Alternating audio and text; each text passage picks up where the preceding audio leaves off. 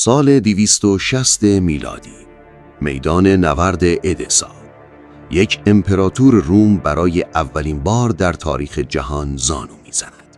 نه در برابر یک ژنرال، نه در برابر یک ارتش، بلکه در برابر یک نام، شاپور، شاهنشاه ایران. این تنها یک پیروزی نظامی نیست. این لحظه است که تا امروز 1800 سال بعد روی سنگ حک شده و هنوز پابرجاست. امروز می‌خواهیم بفهمیم شاپور اول چگونه سه امپراتور روم را به زانو درآورد و چرا شیوه او در رویارویی با قدرتمندترین دشمنانش هنوز هم یکی از درخشانترین نمونه‌های خردمندی در تاریخ جهان است. شاپور، پسر اردشیر، بنیانگذار شاهنشاهی ساسانی، از همان جوانی در کنار پدرش در میدانهای نبرد حضور داشت.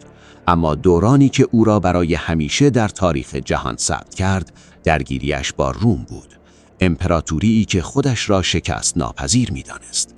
در نبرد اول، گوردیانوس سوم امپراتور روم برای بازپسگیری سرزمین‌های از دست رفته به میان رودان لشکر کشید. شاپور در نبرد مشیک نزدیک تیسفون او را شکست داد. گوردیانوس در همان میدان کشته شد.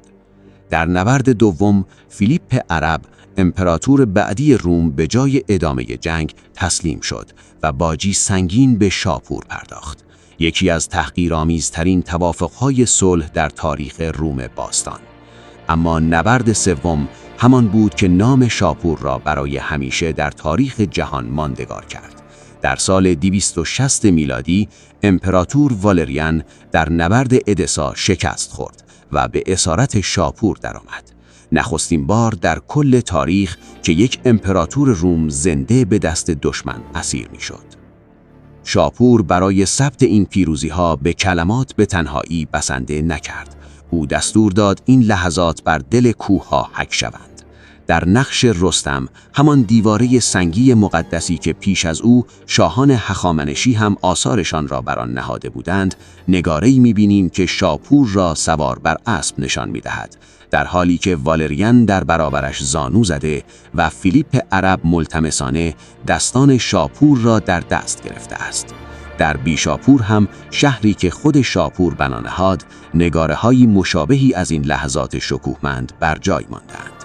این تصاویر نزدیک به 2000 سال است که همچنان پابرجا هستند، شاهدی سنگی بر عظمتی که هیچ کس نمیتواند انکارش کند.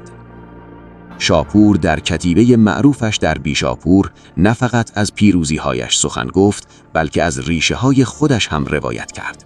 او به آتش‌های مقدس نسل خودش اشاره می‌کند: آتش بابک، پدر بزرگش، آتش اردشیر، پدرش، و آتش خودش. نمادی از تداوم فر ایزدی در یک خاندانی که تازه پایه‌گذاری شده بود، اما خودش را وارث شکوه شاهان بزرگ پیشین می‌دانست.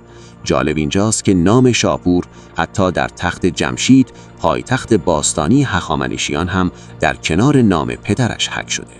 این نشان می‌دهد ساسانیان از همان ابتدا خودش را نه یک سلسله تازه و بیریشه، بلکه ادامه مستقیم شکوه هخامنشی می‌دانستند.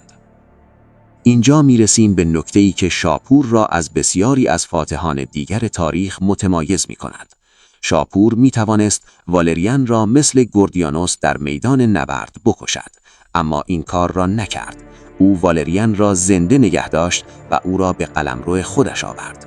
از منظر روانشناسی تحلیلی، این انتخاب معنای عمیقی دارد. کارل گوستاو یونگ توضیح می‌داد که وقتی فردی با یک نیروی قدرتمند و رقیب مواجه می‌شود، چیزی که او آن را سایه می‌نامد، دو واکنش ممکن است: نابودی کامل آن نیرو یا شناخت و بکارگیری آن در خدمت یک هدف بزرگتر. شاپور به جای نابودی صرف رقیبش، او را در خدمت امپراتوری خودش به کار گرفت. بر اساس روایت‌های تاریخی، اسیران رومی از جمله مهندسان و معماران در ساخت شهرها و سازه‌های بزرگ ساسانی مانند همان بیشاپور نقش داشتند. این از نگاه یک استراتژیست فراتر از یک انتقام نظامی است. این نشانه از قدرتی بالغ است، قدرتی که رقیب را نه تنها شکست می‌دهد، بلکه انرژی و توانش را به سازندگی تبدیل می‌کند. شاپور اول پس از این پیروزی‌های بی‌نظیر امپراتوری به جا گذاشت که برای قرنها به عنوان یکی از دو قدرت برتر جهان باستان شناخته می‌شد. شهرهایی که او بنا نهاد از جمله جندی شاپور بعدها به مرکزی برای دانش و پزشکی در جهان باستان تبدیل شدند. شاپور فرزند نیک اردشیر، بنیانگذار سلسله‌ای که آرزو داشت شکوه هخامنشیان را احیا کند، نه فقط این آرزو را برآورده کرد، بلکه ایران را به قدرتی رسانید که حتی روم، مقتدرترین امپراتوری آن روزگار، مجبور شد در برابرش زانو بزند. شاپور به ما نشان می‌دهد که بزرگترین قدرت همیشه در نابودی رقیب نیست. گاهی در توانایی در بکارگیری خردمندانه نیرویی است که در برابرت زانو زده. سنگنگارهای نقش رستم و بیشاپور نزدیک به 2000 سال است که این حقیقت را برای هر کسی که آنها را می‌بیند فریاد می‌زنند. ایران در اوج قدرتش نه فقط با شمشیر، بلکه با خردی که دشمن را به سازنده تبدیل می‌کرد، بر جهان حکومت می‌کرد. شاپور تنها فاتح نبود، نشان از خردی بود که هنوز هم برایمان حرف دارد. اگر دوست دارید این خردها را یک به یک کشف کنیم، همراه راز و روان بمانید. مهریارتان و فر ایزدی همراهتان. بدرود.